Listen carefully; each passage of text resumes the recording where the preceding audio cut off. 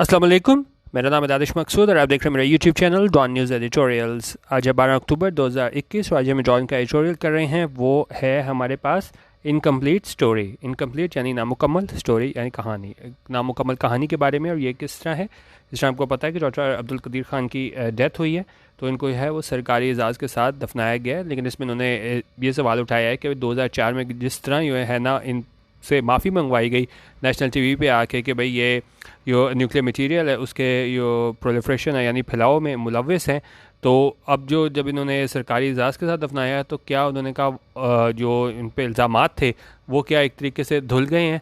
ठीक है, एक तो इसमें ये सवाल उठाया है और जो दूसरी इस पर तनकीद की जा रही है वो ये की जा रही है कि भाई इसमें जनाजे में इमरान खान ने जो है ना वो शिरकत नहीं की, जबकि ये हुकूमती इनके तर्जुमान उनकी जानिब से कहा जा रहा है कि सिक्योरिटी की वजह से ऐसा नहीं हुआ है।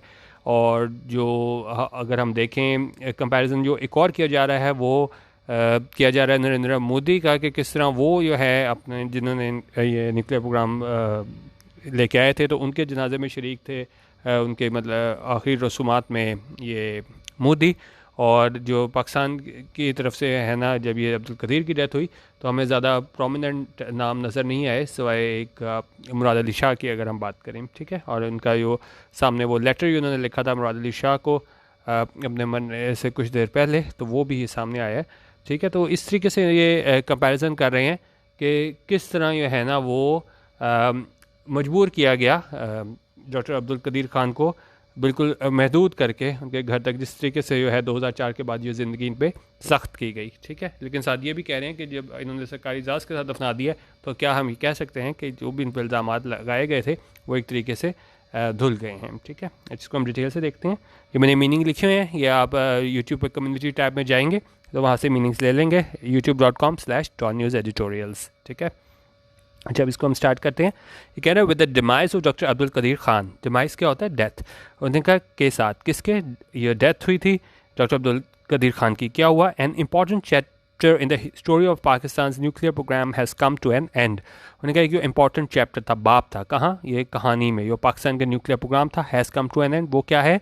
वो इख्तिताम पजीर हो गया है। ठीक है, इसके बाद अगर यहाँ पे अगर हम देखें, यहाँ पे विद हमारे पास प्रपोजिशन है, डिमाइस इसका ऑब्जेक्ट है, ऑफ प्रपोजिशन है, फिर doctor Abdul Qadeer Khan proper noun इसका ऑब्जेक्ट है, फिर हमारे पास एन इम्पॉर्टेंट चैप्टर इसका सब्जेक्ट है, इन प्रपोजिशन है, और स्टोरी जो है ना वो इसका ऑब्जेक्ट आ गया, फिर ऑफ प्रपोजिशन आ गया, और पाकिस्तान न्यूक्लियर प्रोग्राम जो है इसका ऑब्जेक्ट आ गया ऑफ प्रपोजिशन का।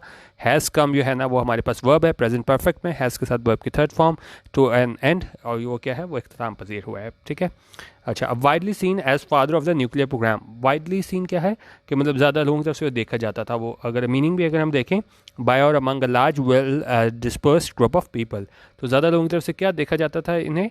As father of the nuclear program, को फादर ऑफ न्यूक्लियर प्रोग्राम के तौर पर लिया जाता था।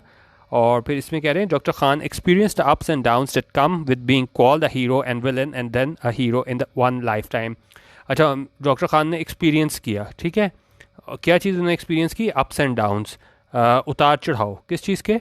That come with being called a hero, जो आते हैं किसके साथ?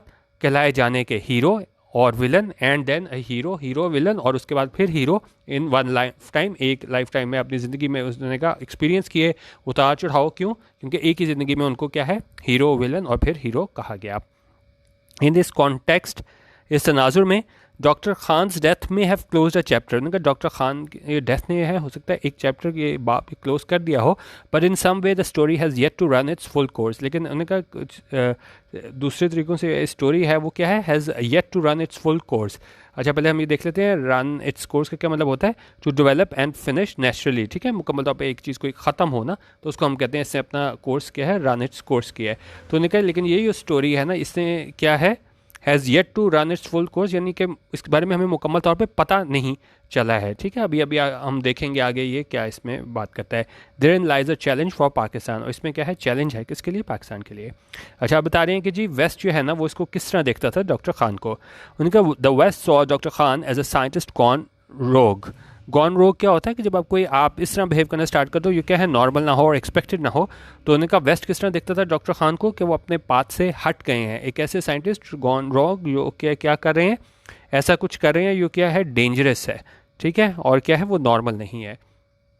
एज इट सो हैपेंड, और आई कह रहे हैं इन 2004 द पाकिस्तानी स्टेट कंकर्ड। अच्छा, 2004 में पाकिस्तानी स्टेट ने क्या किया? कंकर्ड। कंकर्ड होता है ये वर्ब होती है, उसका मतलब होता है कि जब आप किसी दूसरी से आप एग्री कर जाते हो।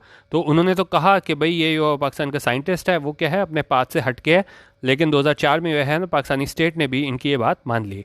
General Musharraf's government said it had come across evidence that supported the claims that Dr. Khan was involved in the proliferation of nuclear material। उनका मुशर्रफ गवर्नमेंट ने कहा कि उनके इट हैड कम अक्रॉस, यानी हमें पता चला है क्या चीज़, एविडेंस, हमें सबूत मिला है दैट इज़। अच्छा, ये हम मीनिंग में देख लेते हैं, एक मिनट है। हाँ, कम अक्रॉस क्या होता है? टू मीट समवन और to find something by chance. तो इन्होंने कहा कि जी हमें पता चला है कि वाकई जो डॉक्टर खान है वॉज इंडीड इन्वॉल्व, वो मुलविस था किसमें? In the proliferation of nuclear material, nuclear material की प्रोलिफरेशन यानी फैलाव में मुलविस था। He was made to confess on national television and subsequently kept confined to his home in Islamabad. He was made to confess, जब आप किसी को कोई काम करवाते हो ना तो वो क्या होता है, वो हमारे पास कॉजिटिव वर्ब होता है। तो यहाँ पे मेड क्या है? मेक का कॉजिटिव वर्ब है, ठीक है। मेक आप पॉजिटिव वर्ब्स देख लीजिए जब आप दूसरे से कोई काम करवाते हो ना। तो इन्होंने कुछ नहीं किया था, इनसे जो है वो करवाया गया था। क्या करवाया गया था? कन्फेस कराया गया था।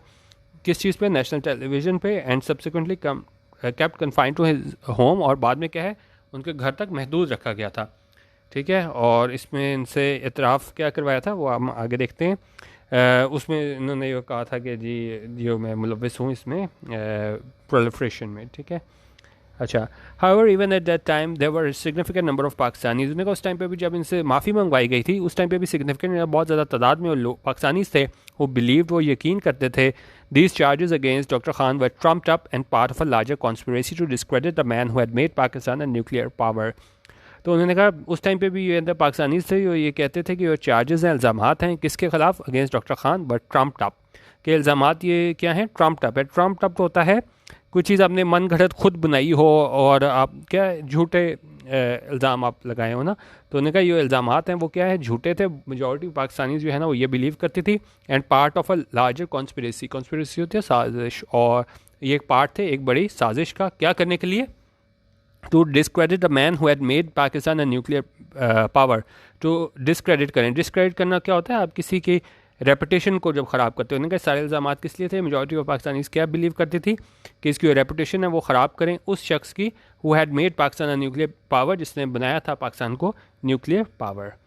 अच्छा, इन लेटर ईयर्स, अच्छा बाद के सालों में क्या हुआ? Doctor Khan was naturally bitter. उन्होंने कहा ज़ाहिर है डॉक्टर खान को गुस्सा था जब आप इतना कुछ करो और बाद में है ना ज़बरदस्ती आपसे माफ़ी मंगवाई जाए और उसमें है ना ज़बरदस्ती आप वो काम करवाओ। तो उन्होंने कहा वो फितरी तौर पे क्या थे? बिटर थे, गुस्सा था। किस चीज़ पे? At the way he had been treated, जिस तरीके से उन्हें ट्रीट किया गया था।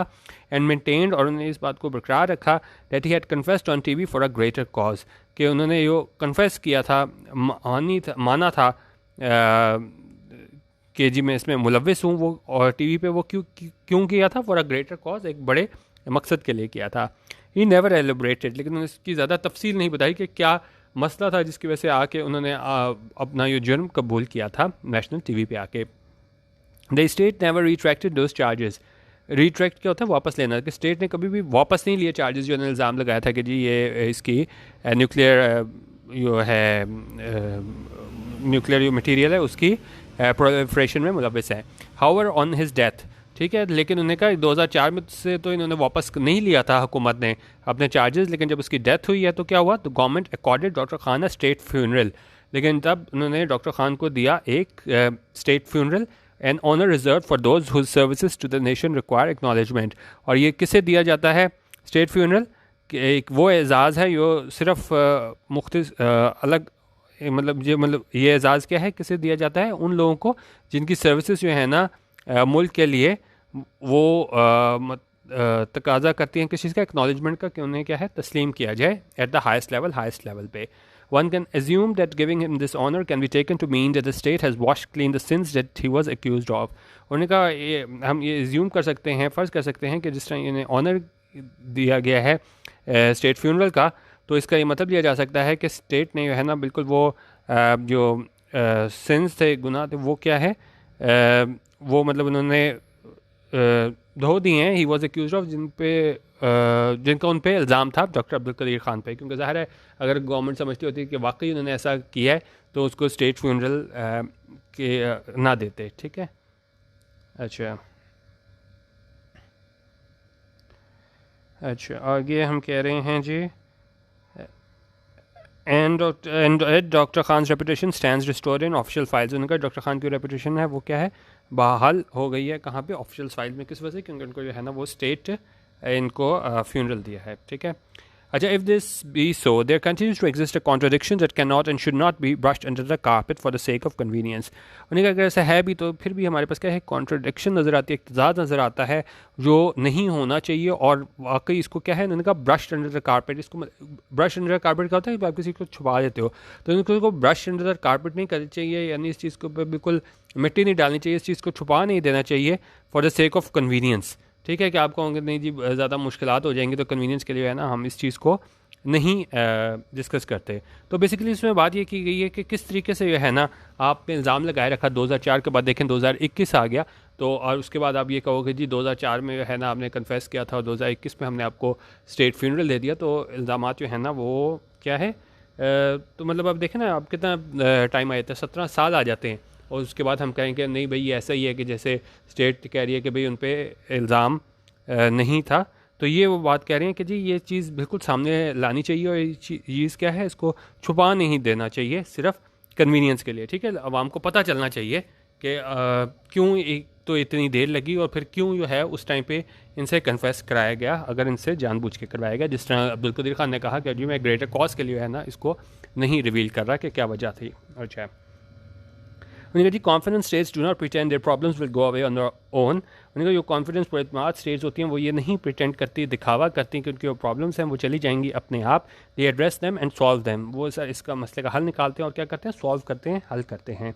Doctor Khan kept his discretion. Discretion क्या होता है, डिस्क्रेशन होता है कि जब आप किस तरह बिहेव करते हो और या बोलते हो as a way to avoid causing offence और रिवीलिंग कॉन्फिडेंशियल इन्फॉर्मेशन। आप इस तरह बात करते हो कि जो कॉन्फिडेंशियल इन्फॉर्मेशन है वो क्या है, लीक ना हो। तो उसमें भी उन्होंने doctor Khan kept his discretion, यानी कि उसने नहीं बताया कि उसने किस वजह से जो है ना वो आके नेशनल टीवी में 2004 पे कन्फेस किया था। ऑल दीज ईयर्स, इतने साल यानी 17 साल, उन्होंने बिल्कुल अपना जो था उसको कॉन्फिडेंशियल इन्फॉर्मेशन को रिवील नहीं किया। But he never accepted the charges. ठीक है, उन्होंने कहा ठीक है, उस पर आके उन्होंने नेशनल टीवी पे कन्फेस तो कर लिया, लेकिन उन्होंने कभी भी वो इल्ज़ाम जो है ना वो कबूल नहीं किए। Was there more to this affair than has come to the fore yet. उन्होंने कहा क्या इस सारे मसले में और भी कुछ था, than has come to the fore. Come to the fore क्या होता है, सामने आना, यानी ये चीज़ सामने आया, क्या सवाल पूछ रहे हैं क्या उससे भी ज़्यादा कुछ था उसमें। Was there in fact a greater level of collusion that was identified but not acknowledged at that moment in time.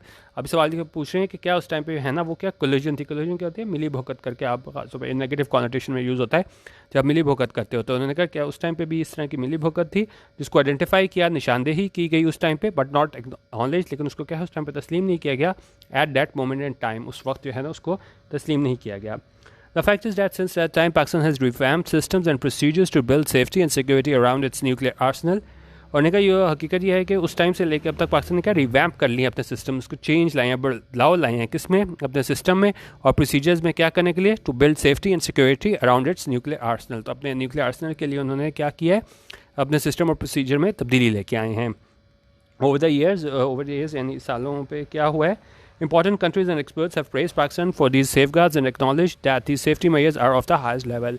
और इन सालों में ये है कि जो अहम ममालिक हैं, एक्सपर्ट्स हैं, उन्होंने प्रेस किया है, सराहा है पाकिस्तान को, ये उन्होंने सेफगार्ड्स लिए हैं, मेजर्स लिए हैं, एंड एक्नॉलेज और तस्लीम किया है that these safety measures are of the highest level, के जो हिफाजती तदबीर हैं वो क्या हैं, ऑफ द हाईएस्ट लेवल की हैं। This is why today, after all these years, Pakistan should be confident enough to order an investigation into the proliferation accusations। उन्होंने कहा ये वजह है कि इतने सालों गुजरने के बाद भी पाकिस्तान को बिल्कुल कॉन्फिडेंट होना चाहिए, पुरएतमाद होना चाहिए, क्या करने के लिए कि वो ऑर्डर करें इन्वेस्टिगेशन को, कि जो प्रोलिफरेशन एक्यूजेशंस थी कि न्यूक्लियर मटीरियल को इन्होंने के फैलाव में मुलविस रहे हैं, and get to the bottom of the truth. Get to the bottom of the truth का क्या मतलब होता है कि आप उसका सच का पता चलाओ। ठीक है, तो उन्होंने कहा पाकिस्तान को कॉन्फिडेंस होना चाहिए कि इन्वेस्टिगेशन की जाए, और ये जो आप कह रहे हैं जी न्यूक्लियर मटेरियल के प्रोलिफरेशन के हवाले से है, और उन्होंने कहा कि उस सच जो है ना वो जाना जाए।